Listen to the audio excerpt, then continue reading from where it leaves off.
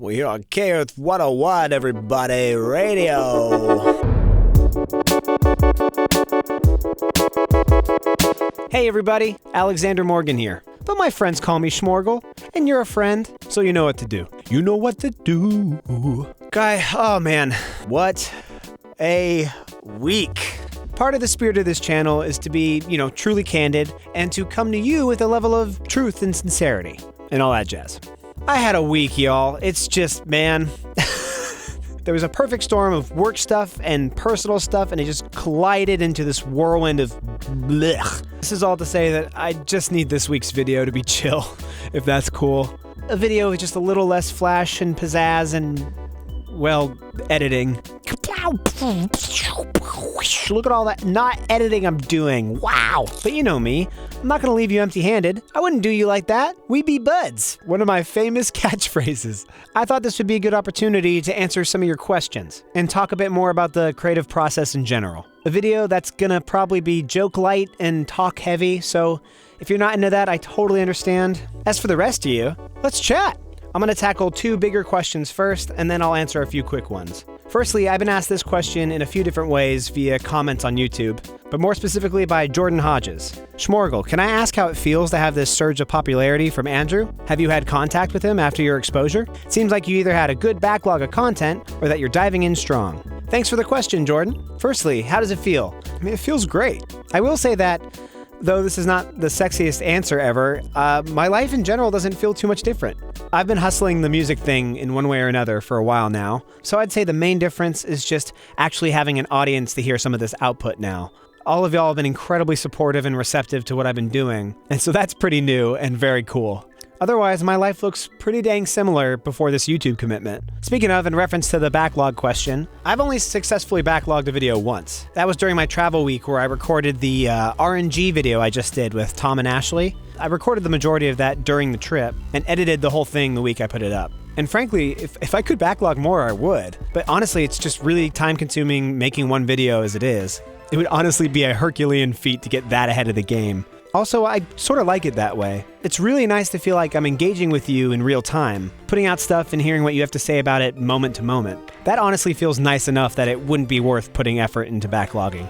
Lastly, am I in touch with Andrew Huang post-shoutout? The answer is yes, but very little. He's definitely been supportive of the stuff I put out. We've engaged in a few comments on YouTube and Instagram and stuff. But this dude is so busy, I don't expect anything more than that. I hope to interact with him more and more, but honestly, just being friendly internet acquaintances is good enough for me. I have, however, met a bunch of other music YouTubers, and that's been awesome. And you might be seeing some collaborations with some familiar faces in the near future. Next big question, as they begin doing construction above me. This question is from and sort of inspired by Trooper Cry. Trooper Cry.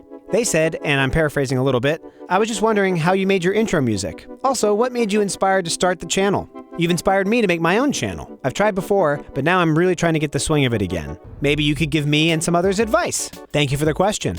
As for the intro music, that's a track I started a while ago now. Me and my buddy were trying to compile a bunch of music we might put in a video game or something. It honestly just sat there for a while, but I revitalized it for a production one-on-one class with Bad Snacks. We opened up some of my sessions via Google Hangouts, and she gave me some pointers and honestly inspired me to push the song a little further. I finally finished it. Again, it sat there, and when I started doing the videos, I realized I needed something to sit under my narration. I thought it felt happy and chill enough that it would work, and so here we are. You can hear it right now.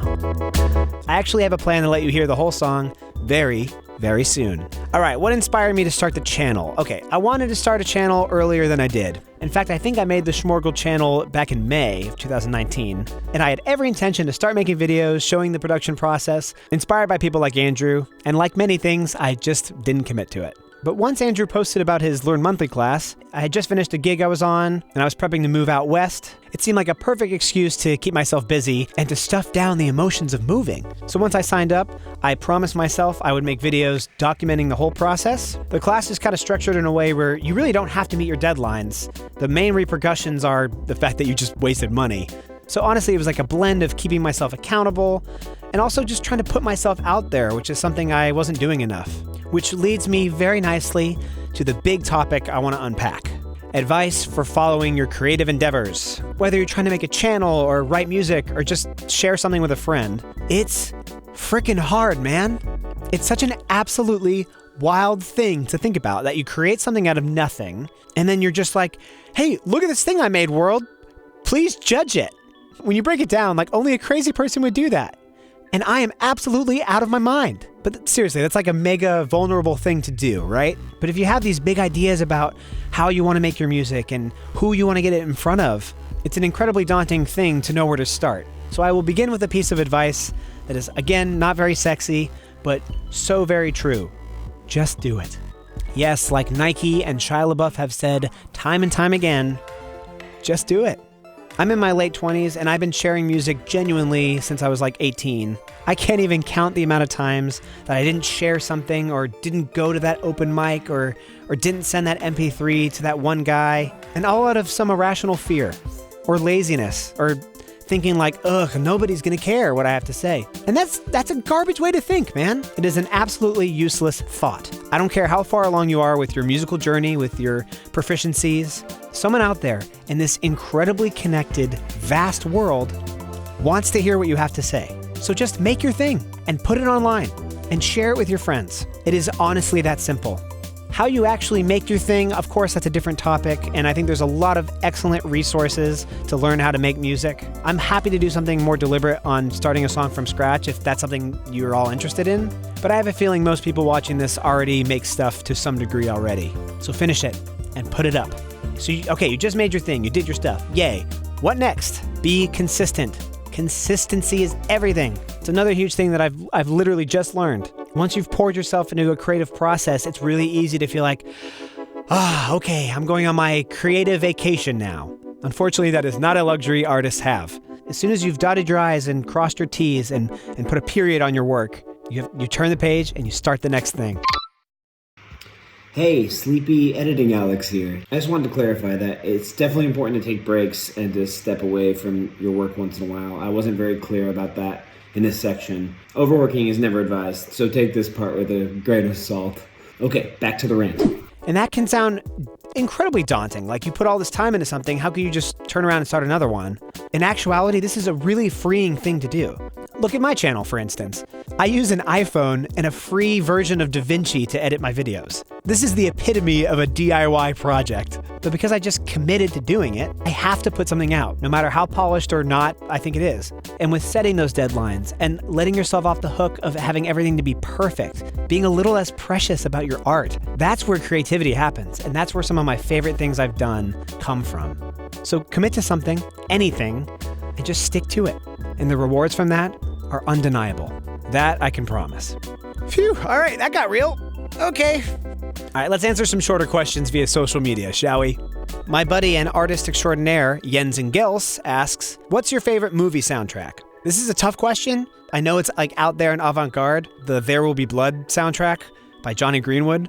Oh my God. I mean, I'm such a Radiohead nut as it is, but like that stuff, and it's weird. I got to see it performed live with my buddy, and that was truly a moving experience. Wild soundtrack, so good. Jonathan Fangirl asks, Marvel or DC? Marvel, all the way. It's Alex R says, what's your favorite instrument to make music with, and which instruments would you, it's actually cut off here, but probably want to learn? I would say my favorite instrument overall is actually keyboard, despite not being amazing at it. I have a lot of stuff in my head that I can't produce via just a guitar. It's amazing to have MIDI all mapped out and to sort of get all these different parts out onto the screen and then manipulate them from there.